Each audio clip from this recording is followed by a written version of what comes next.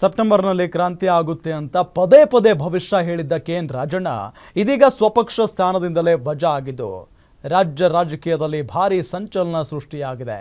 ಸದ್ಯದ ಪರಿಸ್ಥಿತಿಯಲ್ಲಿ I am helpless, ನಾನು ಹೈಕಮಾಂಡ್ ಆದೇಶವನ್ನು ಪಾಲಿಸಿದ್ದೇನೆ ಅಂತ ರಾಜಣ್ಣಗೆ ಸಿಎಂ ಸಿದ್ದರಾಮಯ್ಯ ಮನವರಿಕೆ ಮಾಡಿದ್ದಾರೆ. ಅವರು ಒಂದು ಮಾಹಿತಿಯನ್ನು ತಿಳಿಸಿದ್ದಾರೆ. ಮಾತ್ರ ನನಗೆ ಗೊತ್ತು, ಬೇರೆ ಯಾವ ವಿಚಾರನೂ ಸರ್. ಪಕ್ಷದಿಂದ ಎಕ್ಸ್ಪೆಲ್ ಮಾಡಬೇಕು ಅಂತ ನಮ್ಮ ಪಕ್ಷದ ಸಂದೇಶ ಬಂದಿದೆ ಸರ್. ಹೈಕಮಾಂಡ್ ಸಂದೇಶ ಬಂದಿದೆ, ಪಕ್ಷದಿಂದ ಎಕ್ಸ್ಪೆಲ್ ಮಾಡಿ ಅಂತ. ಅದಕ್ಕೆ ಯಾಕೆಂದರೆ ನನಗೆ ಶಾಸಕರು ಮಂತ್ರಿಗಳು ನನ್ನ ವ್ಯಾಪ್ತಿಗೆ ಬರುವುದಿಲ್ಲ.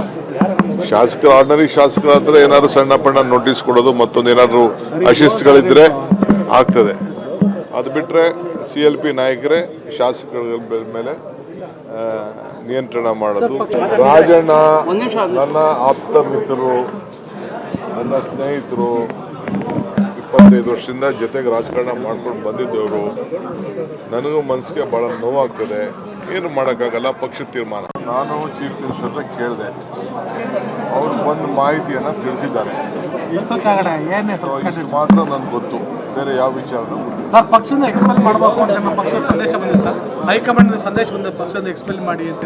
ಅದಕ್ಕೆ ಯಾಕೆಂದರೆ ನನಗೆ ಶಾಸಕರು ಮಂತ್ರಿಗಳು ನನ್ನ ವ್ಯಾಪ್ತಿಗೆ ಬರುವುದಿಲ್ಲ. ಶಾಸಕರು ಆರ್ಡಿನರಿ ಶಾಸಕರಾದರೆ ಏನಾದ್ರು ಸಣ್ಣ ಪಣ್ಣ ನೋಟಿಸ್ ಕೊಡೋದು, ಮತ್ತೊಂದು ಏನಾದರೂ ಅಶಿಸ್ತುಗಳಿದ್ದರೆ ಆಗ್ತದೆ.